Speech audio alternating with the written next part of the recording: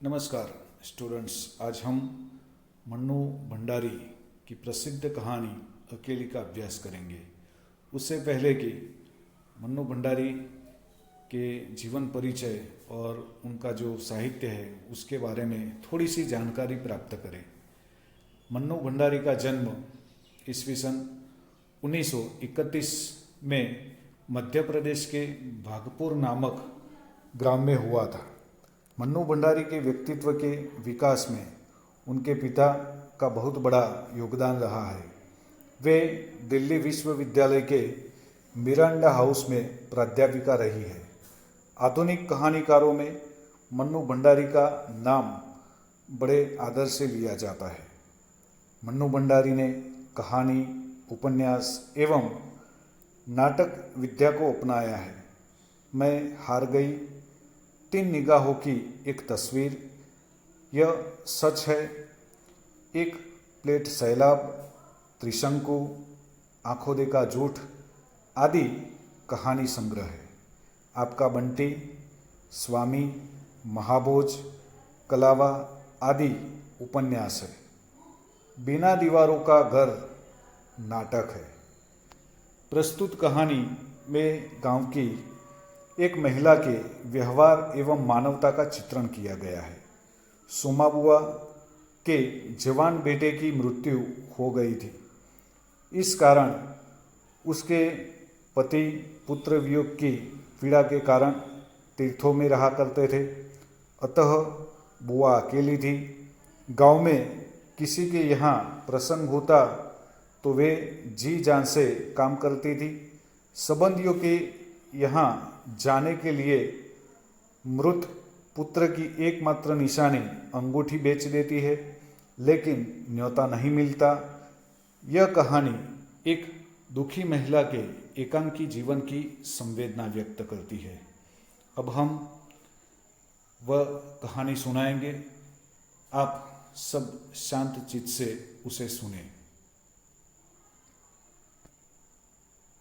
अकेली कहानी का जो प्रमुख पात्र है वह सोमा बुआ है। सोमा बुआ बुढ़िया, परित्यक्ता और अकेली है। वह जवान बेटे हरखू की मौत के कारण अकाल वृद्ध हो गई है। पुत्र वियोग के सदमे के कारण उनके पति भी घर बार छोड़कर हरिद्वार चले गए हैं। साल में 1 महीने के लिए वह घर पर आते हैं, लेकिन उनका जो स्वभाव है वह स्नेह विहीन हो गया है और इसीलिए वह अम्मा को लगातार टोकते रहते हैं। वह जब घर आते हैं तो अम्मा को बाहर आने जाने पर प्रतिबंध लग जाता है। इसलिए बुआ के मन में भी अपने पति के आने के प्रति कोई लगाव या तो कोई स्नेह नहीं होता है। बुआ की जिंदगी जो है वह पास पड़ोस वाले लोगों के सहारे कटती है।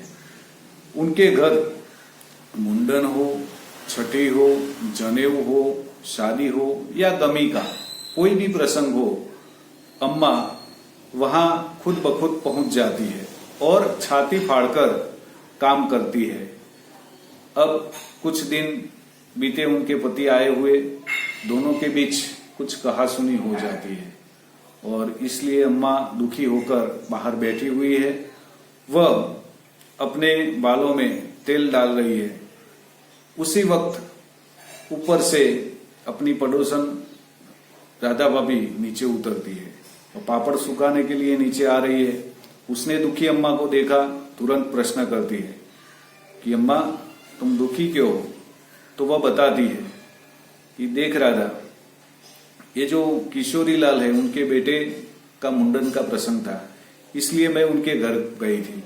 वहां जाकर मैंने दिल खोलकर काम किया। सभी जो जिम्मेदारी थी वह मैंने अपने कंधों पर ले ली और उनका जो भोजन समारोह था उसकी जो सामग्री बिगड़ने वाली थी उसको भी मैंने बचाया।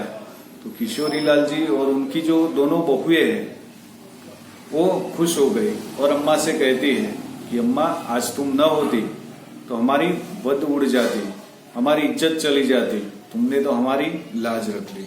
ऐसी बातें सुनकर अम्मा को अच्छा लगता है। उन्हें लगता है कि वे उन्हें अपने समझते हैं, क्योंकि उसका अपना तो कोई था ही नहीं, इसलिए उसे अपनापन महसूस होता है। यही बात जब अम्मा के पति को पता चलती है तो उनके पतिदेव को अच्छा नहीं लगता और इसीलिए उन्होंने अम्मा को टोक दिया और कह दिया कि तू जबरदस्ती दूसरों के घर में टांग गड़ाती फिरती है। और इस बात का दुख अम्मा को लगा है और राधा यहाँ पर उसे सांत्वना देती है। अम्मा राधा से कहती है कि ये तो सन्यासी महाराज ठहरे, इन्हें तो घर या समाज से कुछ लेना देना नहीं है, वह तो हरिद्वार जाकर अपना धर्म कर्म लूटेंगे, लेकिन मैं तो समाज में रहती हूँ, इन्हें तो नाते रिश्ते वालों से कुछ लेना देना नहीं, मुझे तो सबके साथ रिश्ता निभाना है। इन लोगों के सहारे तो मेरी जिंदगी कटती है। और राधा जिसके साथ अपनापन और प्रेम हो तो न बुलाने पर भी मैं सिर के बल उनके घर जाऊंगी, मतलब जबरन जाऊंगी। और अगर प्रेम न हो तो वह 10 बुलावे पर उसके घर नहीं जाऊंगी। ऐसा कहकर वह रोने लगती है। राधा भाभी उसे शांत करती है। अब सप्ताह से ज्यादा समय बीता होगा। बुआ खुश होकर घर आती है और अपने सन्यासी पतिदेव से कहती है कि देवर जी के ससुराल वालों की किसी लड़की का संबंध गांव के जो भागीरथी जी है उनके लड़के के साथ हुआ है। भागीरथी जी बाहर रहते हैं, लेकिन वो भी गांव में आकर उस लड़की का शादी या ब्याह यहाँ पर ही करने वाले हैं। पैसे वाले हैं, मतलब कि बहुत ही खर्चा होगा, बहुत सारा पैसा लुटाएंगे और शायद हमें भी, क्योंकि देवर जी के समधी की लड़की की शादी है तो हो सकता है हमें भी वह अवश्य बुलाएंगे। लेकिन मन में एक शंका भी है। पैसे वाले लोग ठहरे, हो सकता है बुलाए और न भी बुलाए, लेकिन वह पड़ोस वाली जो नंदा है उनसे उन्हें पता चलता है। वो बताती है कि अम्मा तुम्हारा नाम भी उस लिस्ट में मैंने देखा है। तो अम्मा को अब यकीन हो जाता है कि वो अवश्य बुलाएंगे और इसलिए वह शादी की तैयारियों में जुट जाती है। लेकिन फिर भी उनके पति ने उन्हें कह दिया कि बिना बुलाए हमें वहां पर नहीं जाना है। अब इधर बुआ शादी में जाने की तैयारियां करने लगी। पैसे वाले समधी के घर जाना है तो खाली हाथ तो हम जा नहीं सकते और कुछ न कुछ लेकर अवश्य जाना होगा। वह राधा से इसके बारे में चर्चा करती है। उसने जो कोठरी के किराए के जो पैसे थे उसमें से जो बचाए हुए पैसे थे वह बक्से से निकाले। कुल मिलाकर उसमें 7 रुपये थे और उसमें एक अंगूठी थी। वह अंगूठी अपने बेटे की एकमात्र निशानी थी। कई ऐसे विकट दिन आए, लेकिन उसने कभी उस अंगूठी को बेचने का प्रयत्न नहीं किया। लेकिन आज उसे लगा कि यह अंगूठी मुझे बेचनी पड़ेगी। वह 5 रुपया और वह अंगूठी लेकर राधा के पास जाती है और राधा से कहती है कि राधा, इसे बेचकर आज के जमाने में जचे ऐसी कोई चीज या भेंट उस लड़की के लिए लाना। तो राधा बोलती है कि कोई बात नहीं अम्मा, मैं ऐसा ही करूंगी। अब थोड़े समय बाद वहां पर गली में एक चूड़िया बेचने वाला निकला। उसकी आवाज सुनी तो अम्मा ने अपना हाथ देखा। उसने देखा कि यहाँ पर तो चूड़िया पुरानी हो गई है, बद्दी हो गई है। तो उसने तुरंत सोच लिया कि मुझे नई चूड़िया खरीदनी चाहिए। वह 1 रुपया खर्च करके चूड़िया खरीदती है, लेकिन चूड़िया पहनने में उन्हें संकोच होता है।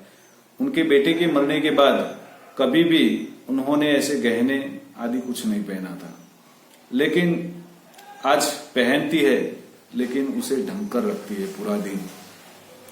दूसरी तरफ राधा एक सिंदूरदानी चांदी की साड़ी और ब्लाउज का पीस लेकर अम्मा को कहती है कि ये आप उन्हें दो तो उन्हें अच्छा लगेगा। अम्मा इन सारी चीजों को एक पुरानी सजाई हुई थाली निकालती है और उसमें एक एक करके रखती है। चांदी की सिंदूरदानी रखती है, उसमें साड़ी, ब्लाउज पीस, उसमें एक नारियल और थोड़े से बतासे रखती है। ये सब सजाकर उसने जाने का पूरा प्लान बना लिया है।